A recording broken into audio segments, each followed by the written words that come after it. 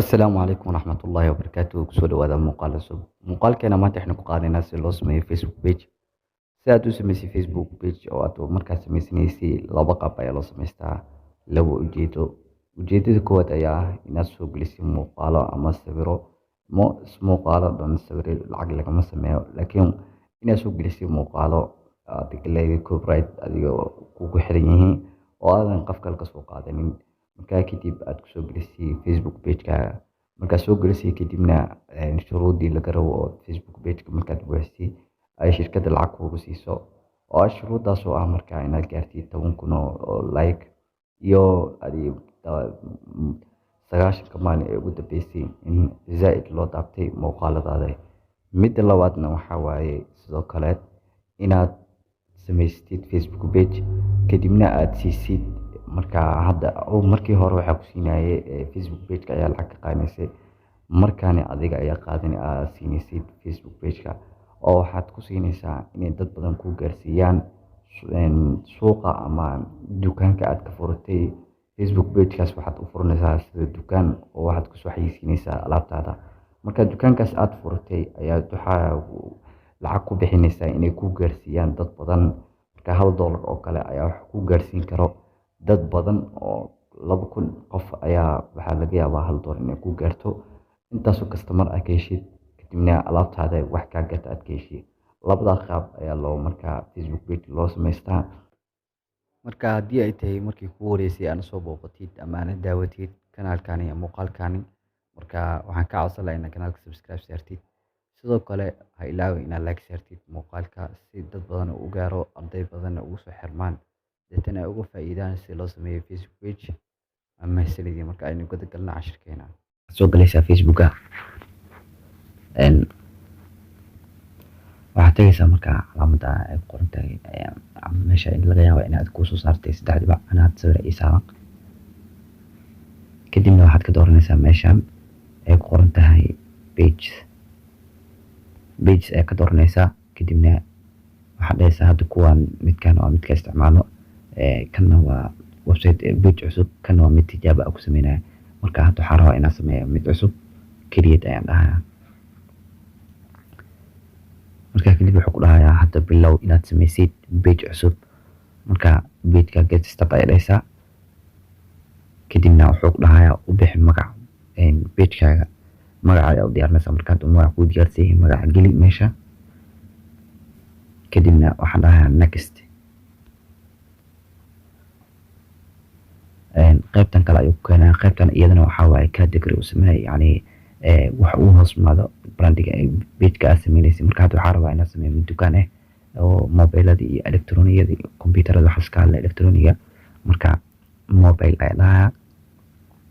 Haddii uu category-gaaga meeshan ku jiro asiga qoraysaa, hadduu ku jirin marka mobile shop ayaa dhahaa. Sidoo kale computer ayaa dhahaa.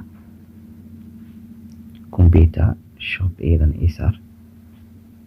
Labadan qayb oo kaliya ku dhaafa. Sidoo kale hadduu category-gaaga 4 qayb uu ka mid yahay waad dooran kartaa iyagana iskooda ku filan yihiin.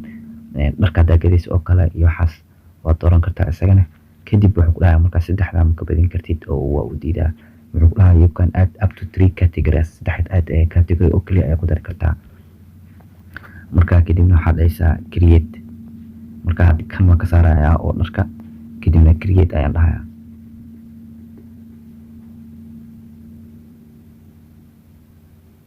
Hadda marka haddii aan create-kan dhaho website-kii waa uu samaysmaya. Hadda meeshan uu raadinayaa marka inuu soo diiwaangeliyo ayuu rabaa website-ka. Kadibna page-kan ayuu keenayaa page-kii waa samaystay. Cafwan website ayaa dhahayay. Page-kii Facebook-ka waa samaystay marka inaad iska dhistid. Marka page-kaaga ayaa gelinaysaa wax laga rabo. Sidoo kale website-ka leedahay oo website-kaaga alaaba u soo bandhigtid. Inta ayaa soo gelinaysaa isagana si ay kaaga gataan. Haddii website-ka aad rabtid in wax laga gato ama Facebook-kaaga haddii wax laga gato aad rabtid waa ka tagi kartaa. Website-ka waa optional. 3 waa optional, kulli waa ka tagi kartaa. Marka hadda waxaan dhahayaa tusaale ahaan ka iibso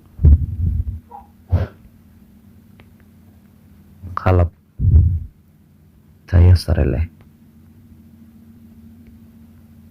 mobiles and computers and computers.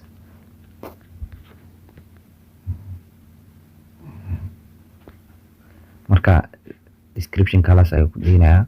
Sidoo kale website dalay, website-ka meeshan ay gelinaa linkigiisa soo qaadana, kadibna meeshan ay gelinaa email address dalay. Sidoo kale asagana email address ay gelinaa. Email address markaa geliyo kadibna dadkan ka saaracana toos ayuu u yeelaa. Marka sidoo kale haddaan leeyahay telefonkeyga inaan soo bandhigo qofkii la soo xiriiro, telefonkeyga ayaa gelinaa. Marka hadda waxaan maro inaan geliyo sidoo kale addresskeyga meesha aan joogo, magaalada aan kasii joogo, postal code-ka, waxaas oo dhan waa gelinayaa. Halkan iyadana waxaa waaye saacadaha page-kaaga uu shaqeynayo. Marka haddii aan dhaho saacado kooban ayuu shaqeynaa, maxay ogaanaa marka saacadahaas inuu saacado qaybtan koowaad waxaa waa saacad dhan ha usoo bandhigin oo page-ka saacad dhan yuu lahaanin. Waqti walba ama ha inuu furnaado ama inuu furnaado le waa xirnaansan ma jirto. Sidoo kale inuu 24 hours furnaado meesha haddaa rabtid 24 hours, always 24 hours wuu u furan yahay open. Marka customer-ka waa ku qancaya, kadibna waa kusoo raacaya inaad shaqaysanaysa ayuu ku ogaanaya. Sidoo kale waqtiga kooban haddaa rabtid inaad furtid waa meeshan ayaa gelinaysaa, standard house ayaa gelinaysaa. Marka mar rabo inaan geliyo qaybtaas ayaa u gudbaa. Marka halkan wuxuu kusoo saaraya marka sawirkaaga profile-ka, sidoo kale background-ka saar lahayd. Haddii aad rabto marka inaad saaratay sawirka, kadib wax ku dhufanaysaa qaybta background-ka, kaamirada, sidoo kale kana saas oo kale xagga ayaad ku dhufanaysaa. Muuqaal kale ayuu hadli doonaa. Hadda muuqaalka waa dheeraanayaa, kadib next ayaan dhahaa. Halkan wuxuu ku leeyahay marka ugu dambeyntii stepkii ugu dambeeya ayaa maraysaa, ama stepkii ugu dambeeya maamulkan ku xigay. Marka wuxuu ku leeyahay u wac saaxiibadaada si dadka aad Facebook saaxiibada ku tihiin si ayaga followers ku noqdaan, follow fiican aad u heshid. Marka invite ayaa dhaysaa. Marka hadda waxay ugu jiro 1000 qof ka badan ayaa hal mar u wici karaa, ilaa 2647 ayaa u wici karaa. Marka select all ayaa hal mar dhahaa, kadibna ama hal qof inaad saas u doorto waa dhici kartaa. waa mid iska caadi hal qof oo dooran kartaa. Sidoo kale kulligood direct in kuu dooro asaga kuu doorayo. Select all oo kaliya ayaa ku dhufanaysaa meesha ay qorantay select all. hadda aan select ayaa ku qoran, markaa kadibna send invitation ayaa dhahaa. marka hadda inaad amaro send invitation, markaa send invitation dirtid kulligood ba way ka soo qayb gali doonaan page inaad samaysatay, way ogaanayaan. kadibna next ayaa dhaysaa. marka hadda waxaa joognaa heerkii ugu dambeeyay ee page-keena inuu soo public gareysmo. marka hadda waxaan leeyahay done, waa wixii shaqo ahaa waa soo qabtay. marka halkan ay u egtaan sidaa hadda waxaan ku samaystay page cusub oo weliba classic ah. marka waxaa soo diyaarsanaysaa oo kaliya loogadaada iyo background ku xasaar lahayd.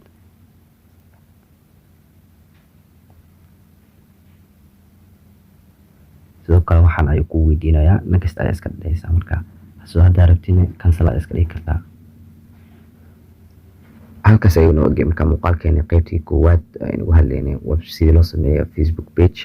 marka muuqaalka xiga aynu ku kulmi doonaa insha Allah.